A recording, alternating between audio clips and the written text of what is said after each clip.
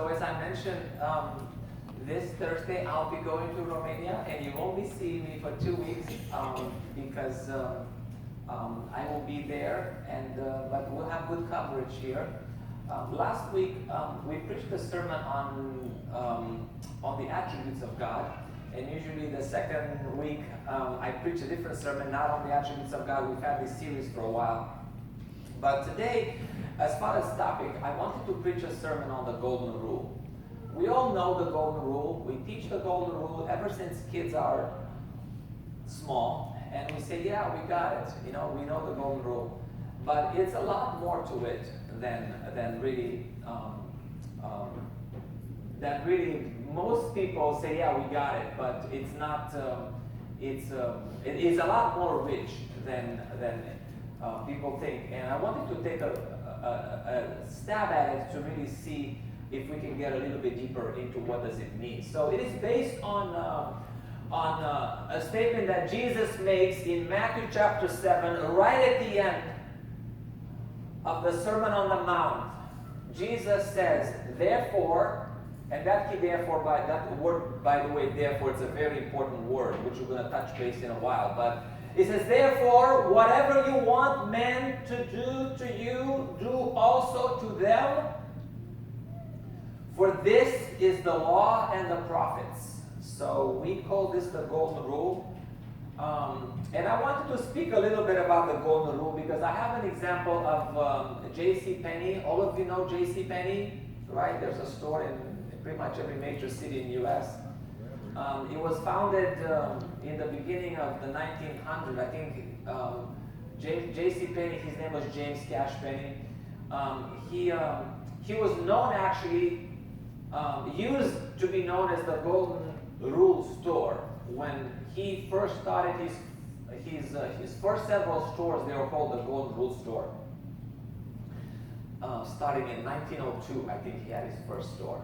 And as we know, he became very successful, but Mr. Penny did not like to use the word employee. He called them associates. He was treating them like he wanted people to treat him, which is a very big change for that day and age.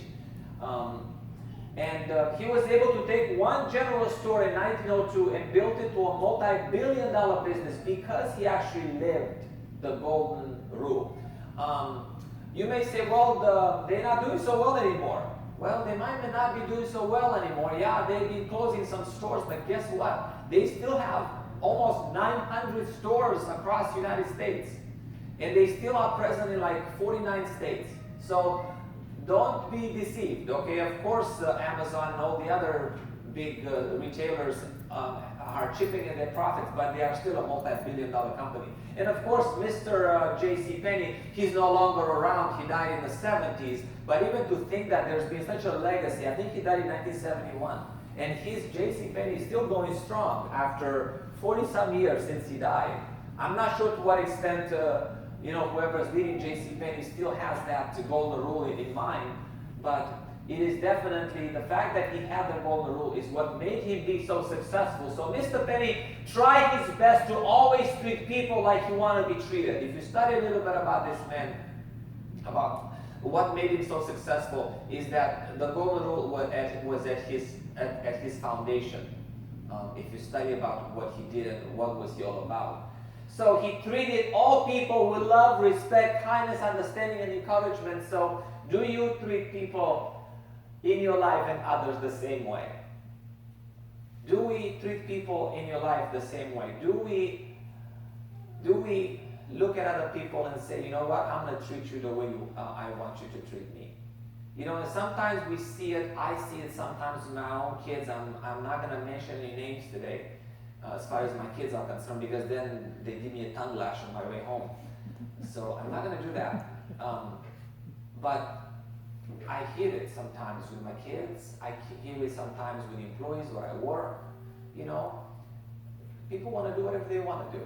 And they don't want to do whatever other people want them to do. Just I'm going to do my own thing. And if you ask me to do something, I'm not going to do that. You're not going to treat them the way they want to be treated. Like if you put the shoe on the other foot, you say, yeah, I would do that if the roles were reversed, but I'm not going to do it. So it's very challenging for us because although we as adults think, yeah, of course we believe in the golden rule. Treat others the way you want to be treated. But then, do you really put it to practice? Do you really put it to practice? And I'll tell you that it is not an easy rule to put into practice, because sometimes you just do things and then you don't think, and all of a sudden, yeah, that was not a golden rule application. I could have done better than that. So our normal instinct is to think that we would be nicer to others if they would show these attributes to us, right? You know, the first thing I hear, well, he's not being nice to me, so why should I be nice to him? Right? As if the golden rule has some condition. Jesus didn't say, you know, be nice to whoever is nice to you, right? So Jesus didn't say treat people the same with the same respect that they treat you. He said, whatever you want men to do to you, you do to them.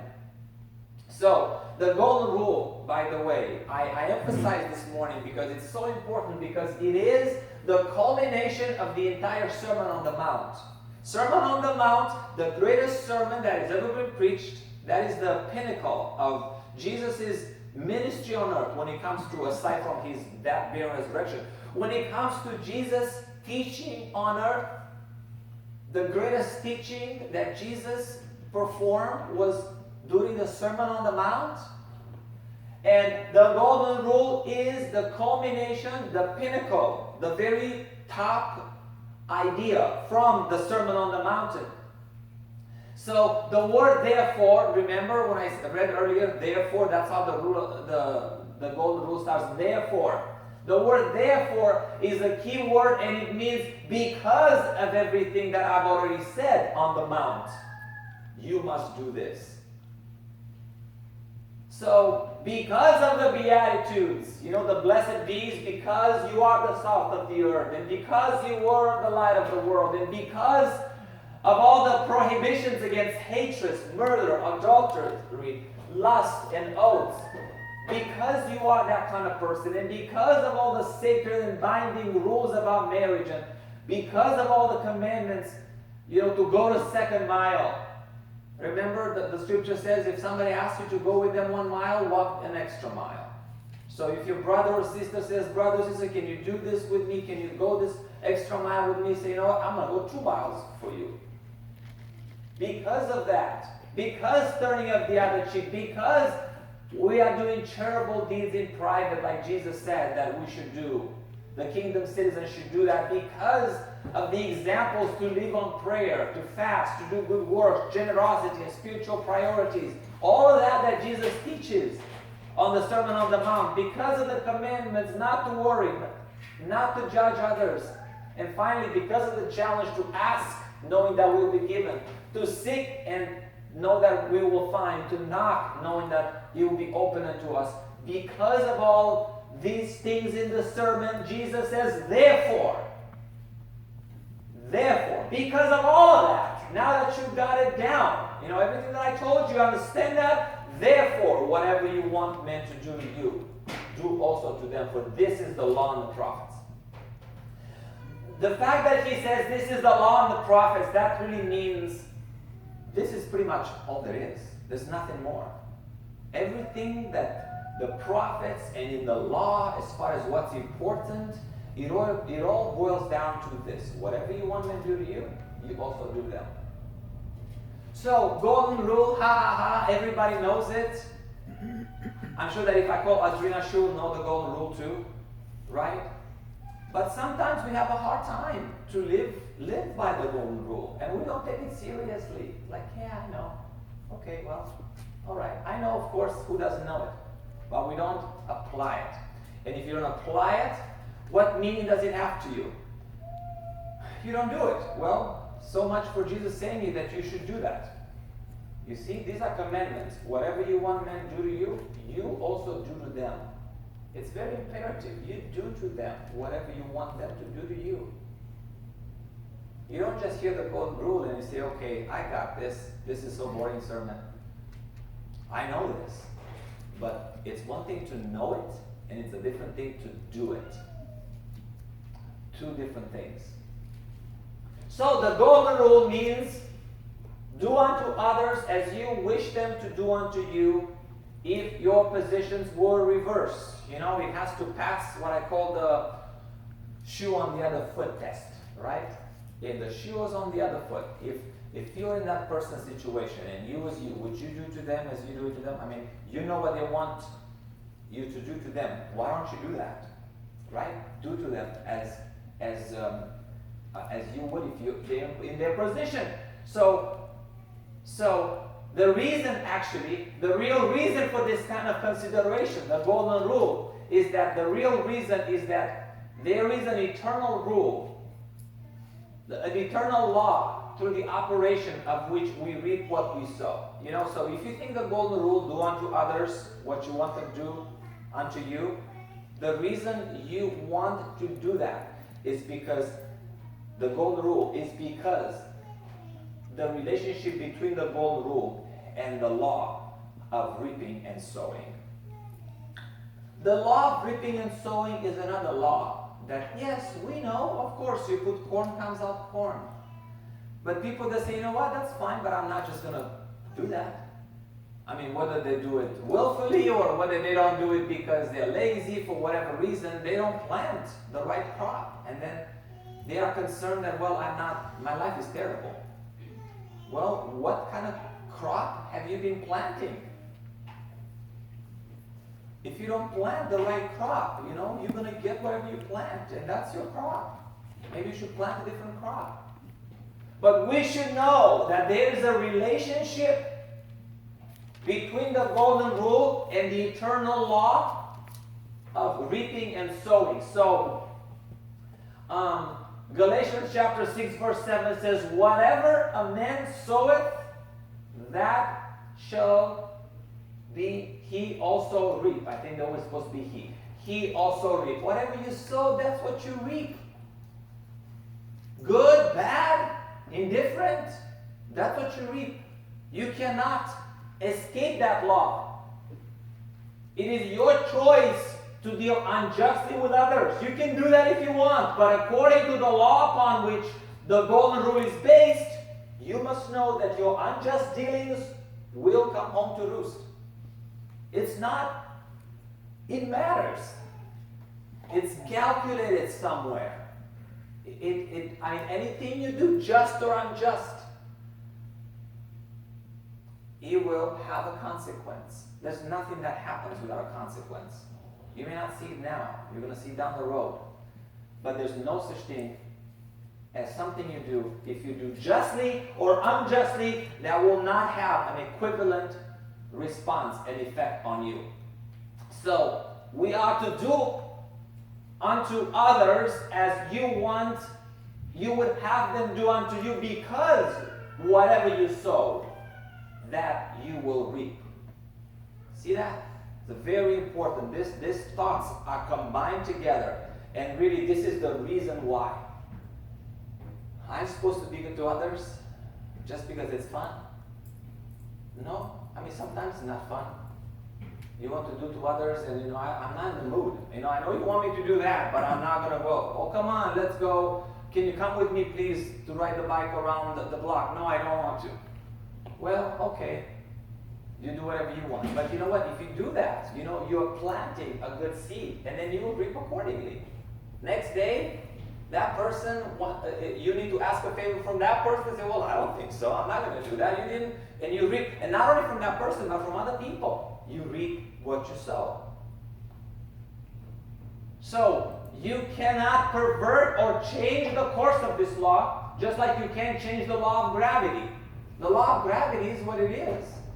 The law of gravity doesn't care if you're a Christian, if you're a good person, a bad person. Right?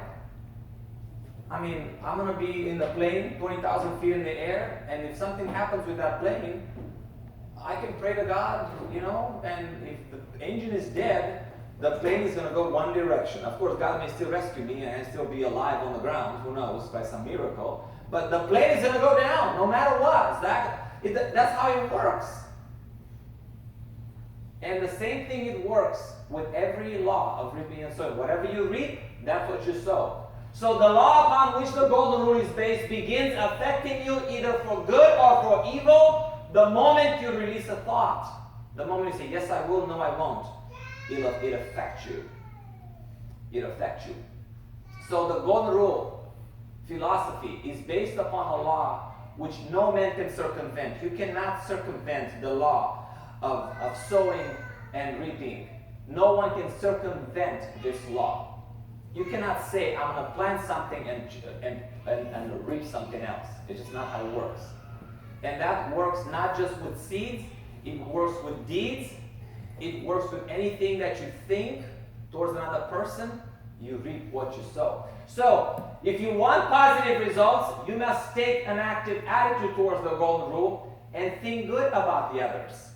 Think positive about the others. Think about doing that is just the right thing to do, the right thoughts towards whatever it is. And sometimes you may say, well, that's not terrible, that's not bad, that's not a sin. Well, even if it's not a sin, we talked earlier in the Bible study about how a lot of people, they want to come as close to the fence as they can, or I'm not being unkind to them, I'm just being kind of neutral, what I'm saying, or who knows if that's good or bad for them. I'm just not going to be doing what they want. Well, you're supposed to go the other way, the right way, the direction that you know is right.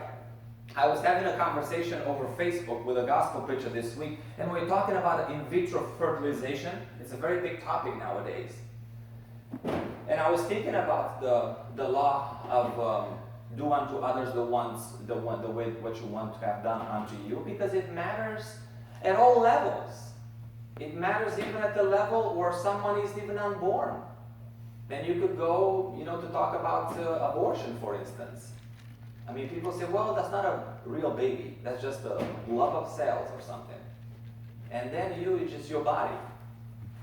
And it's sad because people just say that, I'll do whatever I want. You don't think about the baby. And then, of course, that leads to consequences in the future, because it is known that people that have had abortions develop guilt and develop depression, and I hear that some women express that there's nightmares with infants crying in their sleep, while they're sleeping. While the mother sleeps. And it's devastating, there's consequences. But I was having a conversation with someone about the in vitro fertilization, because this is becoming more and more prevalent in our society. It certainly is it's a rich country problem, because people in developing countries don't have the $20,000 to do the in vitro fertilization or more. But it's a question about I believe that the preacher said that we have a person here in the church, it was a different congregation, and then they had something called, they ended up fertilizing like 38 eggs. So they had pretty much 38 eggs, and they froze them. You can freeze them, you know that, right? So you can freeze them, and the question is, what do you do with them? Are those babies? Are these fertilized babies? And they say, well, where does life start? Does it come at conception? Does it come at, can you just use a few and let the other ones expire? I mean, does that mean that you have already babies that normally will develop? And if they, can you apply the golden rule to that level? Is it okay to just let, a bunch of fertilized eggs expire, whereas if you just implant them, they will grow? Or, I don't know, it's something to think about, isn't it? This, as we continue to evolve in our society, these questions will become more and more prevalent. But what surprised me, because then we're talking about, in the same line of thinking as far as the golden rule, and do unto others as you want them to do unto you, even if that human being is so small, we're talking about how the baby develops. And we're talking about where does life start? Does the life start when the egg is fertilized, or does it start where it implants itself into the uterus? And we're going back and forth, and this person was a gospel preacher, and he was saying, no, it starts whenever it implants in the uterus. Before, it's not really a human being, because it's kind of floats there in the fallopian tube, and it's not attached yet. Although I asked him, I said, then why do you call day 1 of pregnancy when the egg is fertilized? Right? Because that's where the pregnancy starts.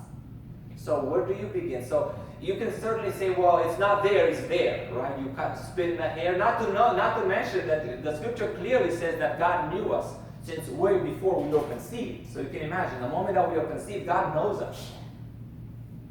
So talking about the golden rule, I was going back and forth with this gospel preacher, and he was very adamant that life starts the moment that the egg, the fertilized egg, implants in the uterus. Because that way you have a justification to maybe let those eggs expire if you do it by in vitro fertilization. So I said, yeah, but what if it doesn't? What if it's not? What if that's not where life? What if the pregnancy starts a few days earlier? Because normally the egg is fertilized in the fallopian tube. And then that's where day one of pregnancy is counted. It's not when it implants on the uterus.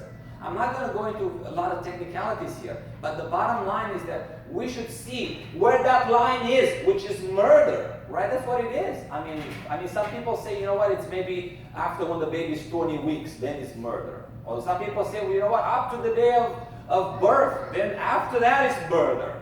It's criminal. But people decide whatever line they want to take, and then they want to come as close to that line as possible.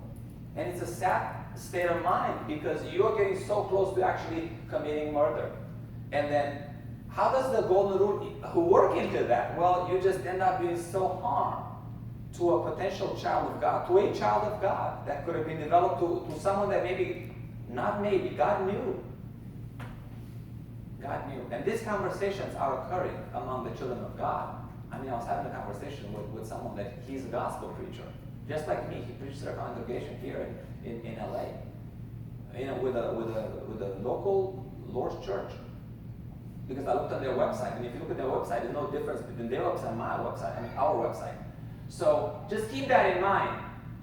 Keep that in mind. And know that it will not avail you anything to proclaim the word that you believe in the golden rule, while your actions are not in harmony with your proclamation. You can say, yeah, I believe the golden rule, because by the way, the golden rule is Jesus' words. You can say, I believe in it. Of course, Jesus said it too, but if you don't do it, what's the use? What's the use? I was reading a book about how to grow a business, and they say that pretty much when you want to grow a business, you just focus on people. You have to care about people. You have to just love people, do it for the sake of the people, do unto others the way that you want it done unto you, and your business will grow. Don't just chase money. If you chase money, money will run away. It's not about money. When you're in a business, it's not about money. You have to provide a service, treat others the way I want to be treated, do good unto others, and good will come unto you.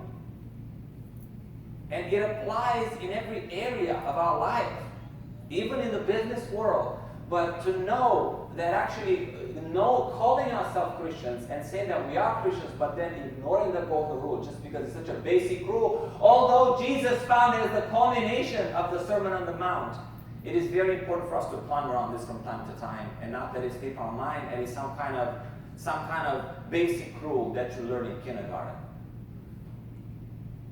So, I have a few examples of few people that didn't follow the law of reciprocity or the golden rule. Do unto others if you have to do unto you. If you remember Haman plotted to kill Mordecai.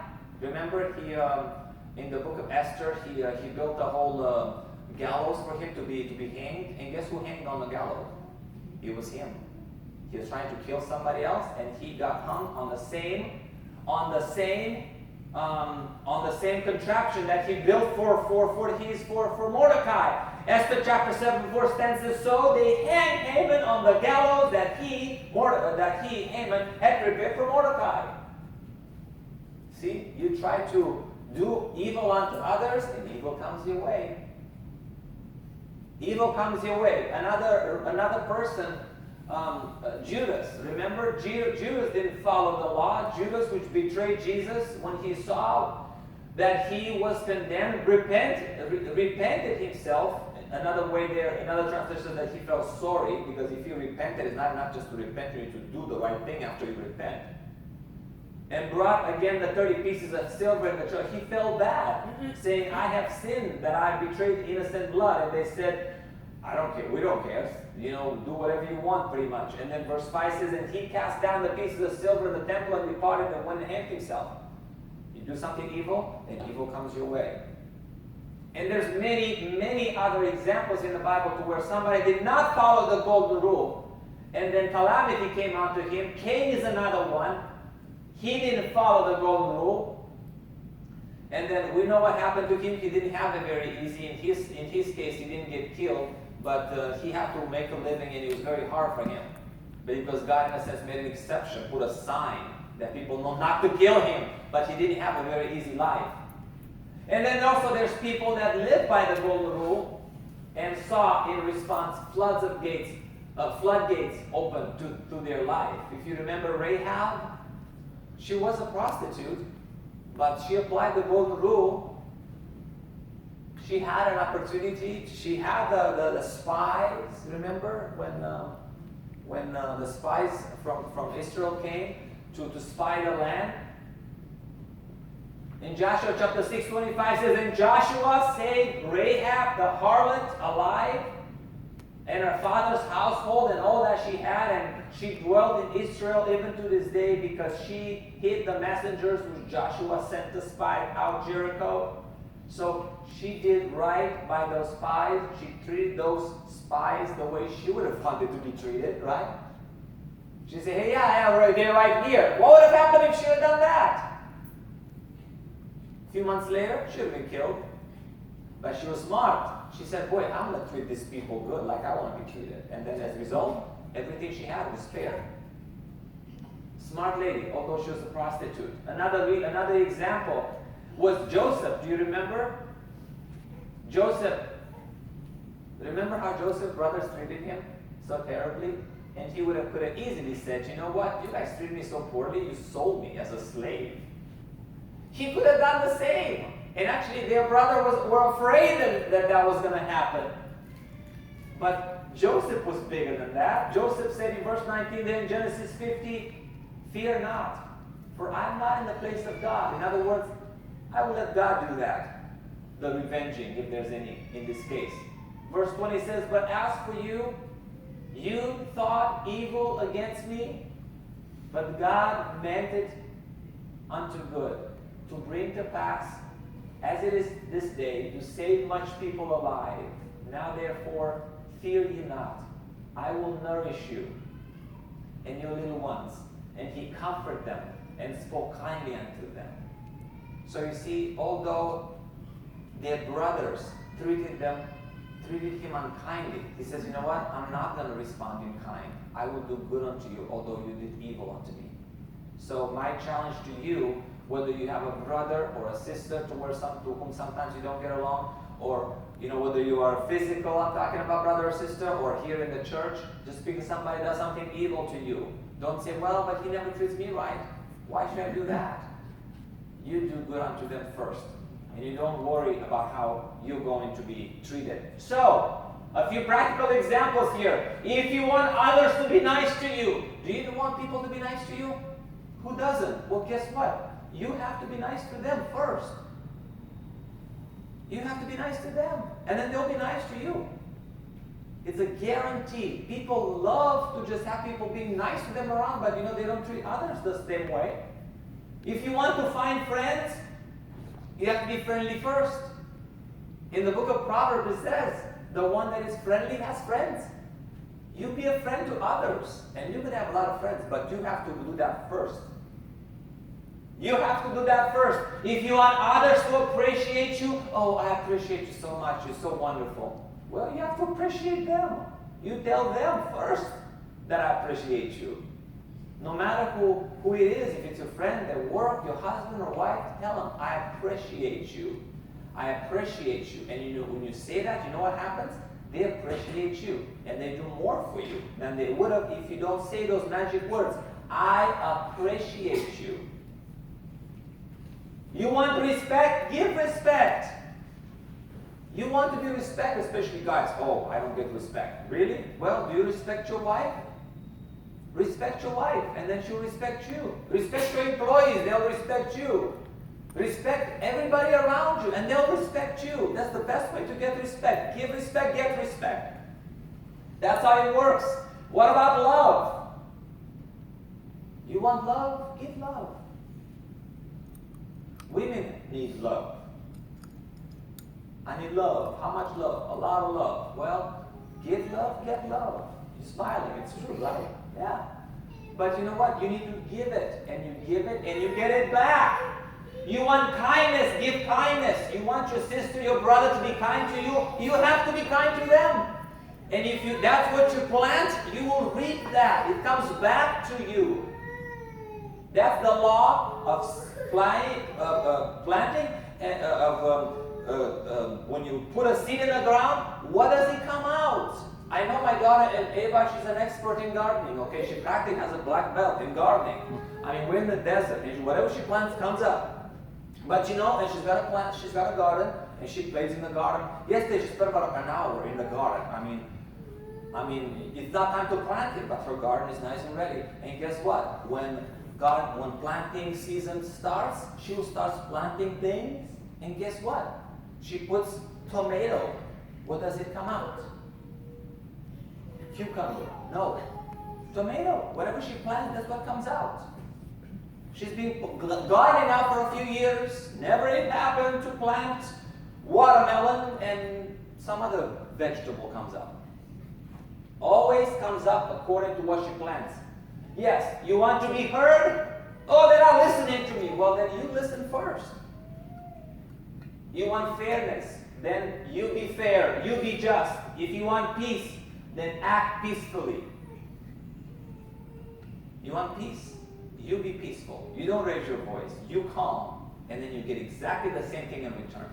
So, a very important thing about the golden rule is that the golden rule is of no use to you whatsoever unless you realize that it's your move.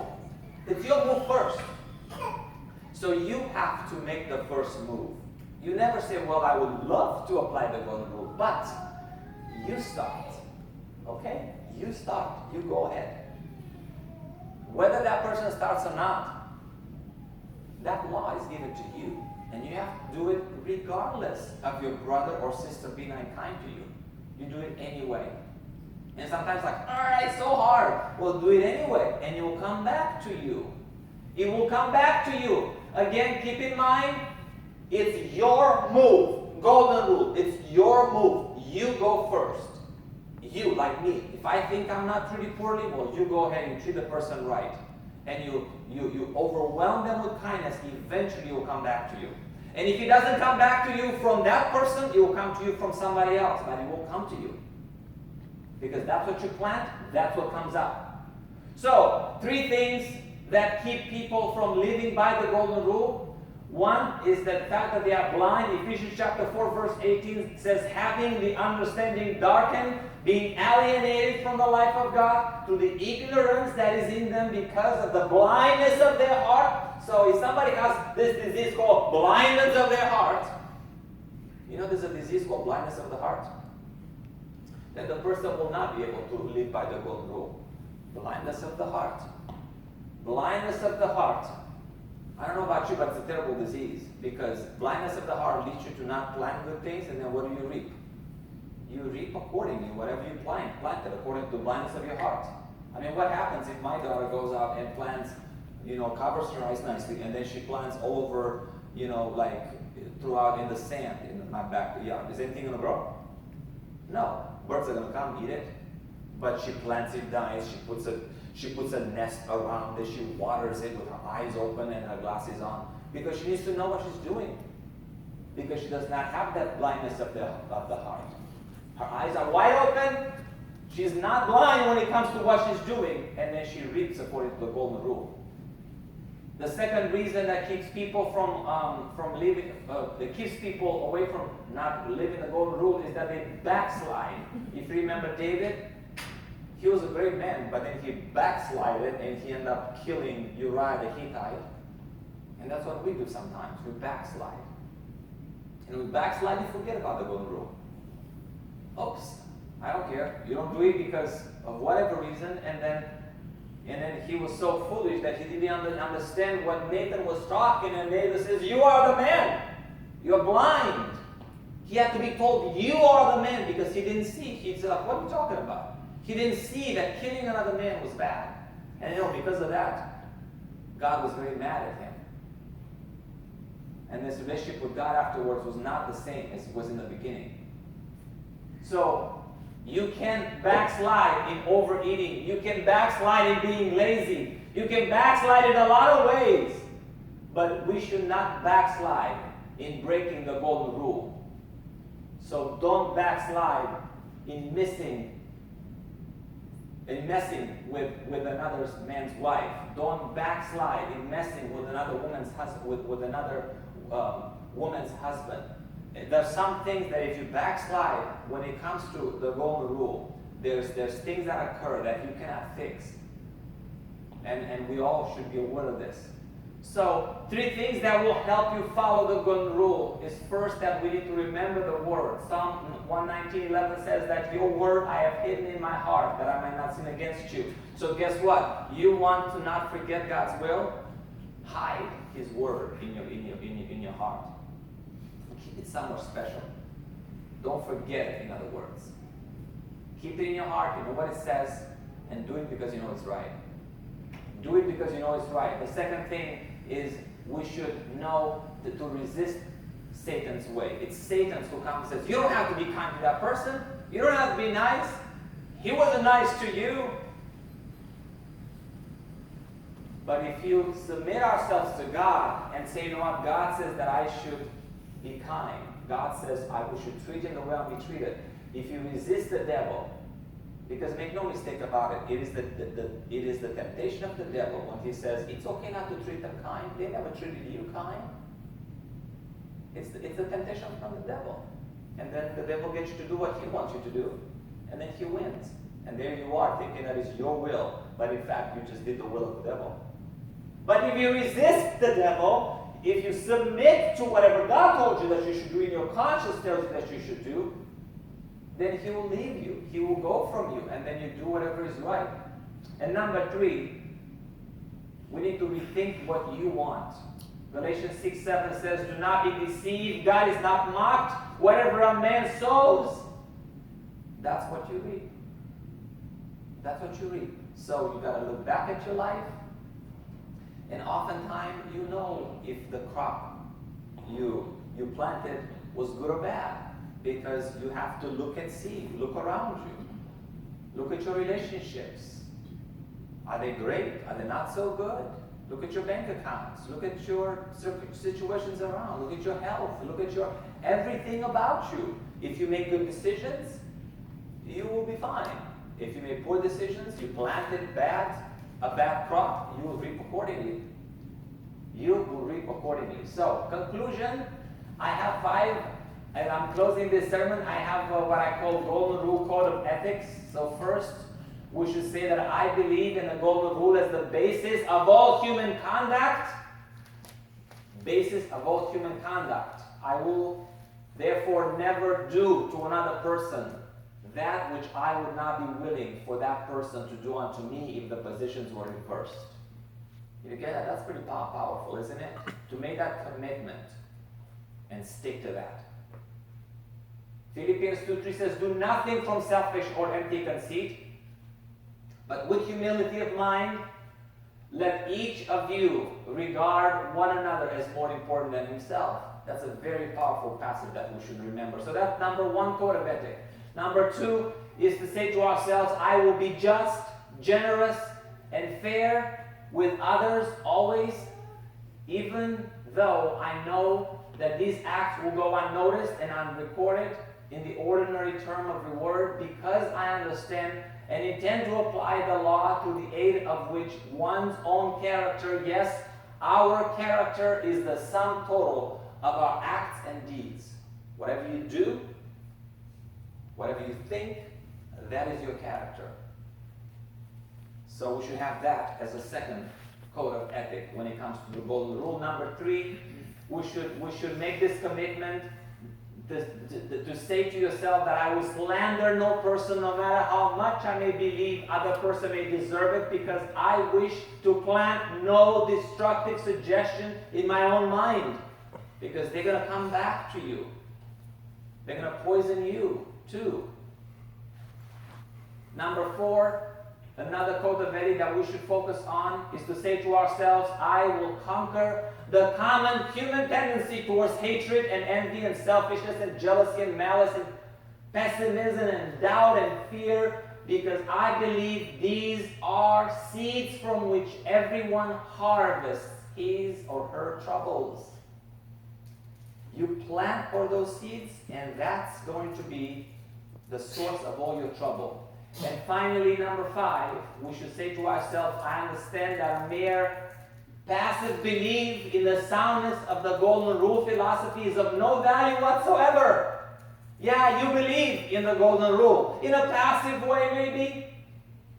No value whatsoever, either to myself or to others. Therefore, I will actively put into operation this universal rule for good in all of my transactions with others.